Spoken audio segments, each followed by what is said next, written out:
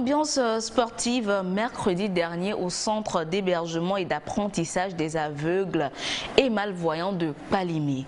Des pensionnaires du dit centre se sont frottés les uns aux autres dans une partie de cécifoot ou football pour personnes déficientes visuelles.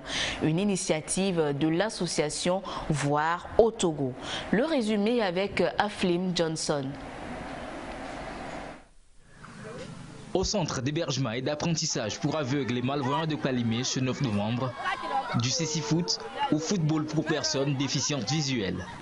Pour la plupart des joueurs, essentiellement des pensionnaires du centre, l'exercice est nouveau, mais pas pour Christophe et Pedro. Je pratique le cécifoot depuis maintenant 6 ans. Au niveau national, ça va faire 4 ans.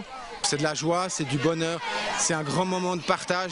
Ici, on a trouvé qu'il y a du potentiel, vraiment, je suis content. En tout cas, parce que les jeunes et les malvoyants qu'on a acquis, on a présenté le cécifoot, ils ont très envie, il y a vraiment beaucoup de potentiel. Et on aimerait qu'à l'avenir, si vous pouvez soutenir ces jeunes-là, les malvoyants et les aveugles, pour qu'ils puissent continuer ce sport. Le cécifoot trace donc ses sillons sur le sol togolais grâce à l'association française Voir au Togo. Cette dernière se fait remarquer depuis plusieurs années à travers diverses actions en faveur des personnes déficientes visuelles du Togo. Le centre d'hébergement et d'apprentissage des aveugles et malvoyants de Palimé, un symbole de son engagement, est doté de nouvelles installations, notamment une salle d'études et une cuisine. De nouvelles commodités pour un mieux vivre des pensionnaires. Il y a des maisons où il n'y avait même pas d'air sanitaire, des maisons qui ne contenaient même pas d'eau. Ce centre nous aide beaucoup, faire du bien en logement. Ce centre évolue de jour en jour. Comptant 12 pensionnaires à ce jour, le centre d'hébergement et d'apprentissage des aveugles et malvoyants de Palimé, encore peu connu du grand public, a pour défi d'accueillir à l'avenir davantage de personnes déficientes visuelles. Oui, voilà, nous sommes en compagnie du président de l'association Voir au Togo, Monsieur Jean-Luc Chabot. Monsieur Chabot, forcément ému après avoir revu ces images. Tout à fait, oui, je crois que ça retrace bien ce qui s'est passé mercredi au Collège protestant de Palimé. Oui, voilà, nous n'y étions pas. Est-ce que vous pouvez nous raconter comment ça s'est déroulé ? Alors ça s'est déroulé de la manière suivante, grâce à des amis suisses de la Fondation Gumi, qui sont eux spécialistes de cécifoot, sont venus donc apprendre à vos frères et sœurs de comment jouer au cécifoot, à ce foot pour aveugles. C'était impressionnant, je crois que les jeunes étaient vraiment émus de voir leurs frères jouer sur un terrain de foot. Et en même temps, il y a beaucoup de jeunes qui se sont prêtés au jeu, on leur a mis des bandeaux. Ah oui ? Et les jeunes voyants des collèges ont pu jouer en aveugle. C'est intéressant. Donc c'était très intéressant et pour nous c'était important qu'on accorde de l'importance donc à ces aveugles et malvoyants dont nous nous occupons depuis quelques années. On voudrait que la société togolaise change de regard sur ces jeunes parce qu'ils sont pleins de capacités, ils peuvent faire plein de choses, mais voilà, ils sont quand même en intégration au collège protestant et au collège polyvalent de Palimé. Ils sont scolarisés de ce Bien sûr, ils sont scolarisés de la par l'association, c'est bien ça? Alors c'est pas par l'association, ils sortent du centre des aveugles de Palimé, des baptistes américains en CM2. Et il y a une association partenaire togolaise qui est censée s'en occuper. Sauf que c'était des jeunes, quand je les ai connus, moi il y a 7 ans, qui habitaient chez les maisonniers dans des conditions un peu insalubres. C'est pourquoi l'association Voir au Togo, qui est née en avril 2016, a décidé de construire ce centre que vous avez vu tout à l'heure pour leur donner des bonnes conditions. Donc maintenant, ils mangent à leur faim, ils ont des études surveillées par un éducateur. Et donc nous, notre rôle, association française, c'est de leur donner les moyens pour qu'ils puissent, à moyen terme, s'intégrer dans la vie active. Donc comment? Donc là, pour l'instant, on s'occupe des études et tout ça. Et nous, ce qu'on voudrait, c'est leur donner des moyens de fonctionnement. D'accord. Donc, à ce sujet, il faut créer des AGR, activités génératrices de revenus. Donc, pour l'instant, nous allons démarrer une case en vue de la louer et nous avons encore envie d'en faire une deuxième pour la louer si nos partenaires continuent à nous aider, c'est-à-dire la région de Bourgogne-Franche-Comté en France, la ville de Besançon où je réside et la fondation Gumi Mainli.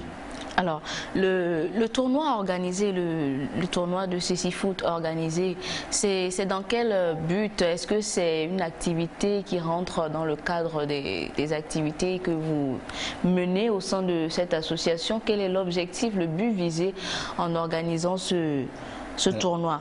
Alors un des objectifs, c'était déjà de faire connaître cette activité. De Cécifoot. De Cécifoot et peut-être à l'avenir qu'il y ait de temps en temps des tournois d'organiser et que les jeunes voyants puissent aussi soient partie prenante pour aider donc nos jeunes hébergés. Et je ne voulais pas oublier de dire que la fondation qui est actuellement à Palimé, oui, de 15 aveugles et voyants suisses que l'on héberge pour l'instant. 15 hein? Oui, ils sont venus à 15 pour une semaine. D'accord. Donc c'est pourquoi on a pu organiser cela. 15, c'est-à-dire qu'on parle bien là du centre? Alors, c'est pas du centre, on parle des amis suisses que nous accueillons toute la semaine, okay, qui nous ont organisé, qui nous ont aidés à organiser le tournoi. Et ils nous ont mis à disposition 2 tandems. C'est quoi des tandems? Ce sont des vélos doubles. Donc c'est un voyant, un aveugle. Donc il y a plein de jeunes des 2 collèges et du voisinage qui ont découvert ce vélo un peu magique. Pour nous, c'est un sport de prédilection pour aveugles. Donc on les a laissés nos amis les ont laissés à disposition du collège protestant. Et on voudrait que dans le cadre des activités de PS à venir, il y a le tandem de temps en temps, qu'il y a du Cécifoot, mais pour tout un chacun, pas forcément pour les aveugles et malvoyants. Bien sûr. Donc voilà un petit peu pour nous donner de la visibilité pour le centre d'hébergement qui devrait encore, pour l'instant on accueille 12 jeunes, mais qui devrait encore grandir. Est-ce qu'il existe aussi des compétitions de Cécifoot au niveau international? Bien sûr, le Christophe que vous avez entendu tout à l'heure sur le terrain, il fait partie de l'équipe suisse et il est champion d'Europe. Champion d'Europe? Oui, bien sûr, il y a des compétitions de tous les pays, il y a des championnats d'Europe, il y a des championnats du monde. Donc oui, c'est très intéressant. Alors est-ce que c'est une formation, les jeunes du centre ils vont bénéficier d'une formation continuelle dans la matière? C'est ce qu'on voudrait à l'avenir, mais après il faut qu'on trouve des bénévoles qui viennent nous prêter main forte, parce que pour l'instant on est un petit peu, on est un petit peu esselés. On est un petit peu esselés, mais dans l'avenir c'est ce qu'on voudrait, que les jeunes fassent du tandem aussi régulièrement. Et moi, un de mes rêves, c'est de les amener aux Paralympiques. Oui, moi maintenant, la difficulté ou bien, pour moi, le tandem, pour l'exercer, il faut un voyant et un malvoyant, c'est ça, n'est-ce pas? C'est ça. Donc il faut que l'on trouve des bénévoles autour de l'association togolaise partenaire pour qu'ils puissent profiter de ces entraînements. Et on a des jeunes qui sont sportifs, volontaires. Et moi, je pense que dans quelques années, on pourrait les amener aux Paralympiques. C'est tout ce que nous vous souhaitons de toutes les façons. Voilà, parlez-nous un peu brièvement du fonctionnement du centre. Comment ça se passe au centre, les études, les activités extrascolaires. Comment ça se passe avec ils sont 12 pensionnaires, c'est bien ça. Donc on est bien d'accord qu'ils sont donc à l'école en intégration. Ils partent le matin à 6 h. Reviennent l'après-midi à 14-15 h, suivant s'il y a des devoirs l'après-midi ou pas. Donc nous on leur assure donc les études, du soutien scolaire. On a embauché un assistant éducateur en partenariat avec la NVT. Vous connaissez la NVT, l'Agence nationale des volontaires du Togo. On a mis aussi à l'essai une cuisinière pour qu'ils puissent plus se consacrer à leurs études. Parce que moi, quand je les ai connus, ce sont des jeunes qui se font à manger tout seuls. Ils sont aveugles et malvoyants et ils se font à manger. C'est une des choses qui m'avait beaucoup impressionné. Ils sont très très autonomes, très volontaires. Ouais. Moi, c'est une leçon de vie, ces jeunes. Mais ils sont pleins de capacités, mais ils manquent de moyens techniques pour parvenir à une autonomie plus grande. Et notre souhait le plus cher, ça serait de les suivre au campus pour qu'ils aillent au moins faire une licence et puis qu'ils puissent rentrer un jour dans la vie active, quoi. De votre pays. Et c'est ce pourquoi on est là, et c'est ce pourquoi on s'active, et c'est ce pourquoi on cherche toujours des aides.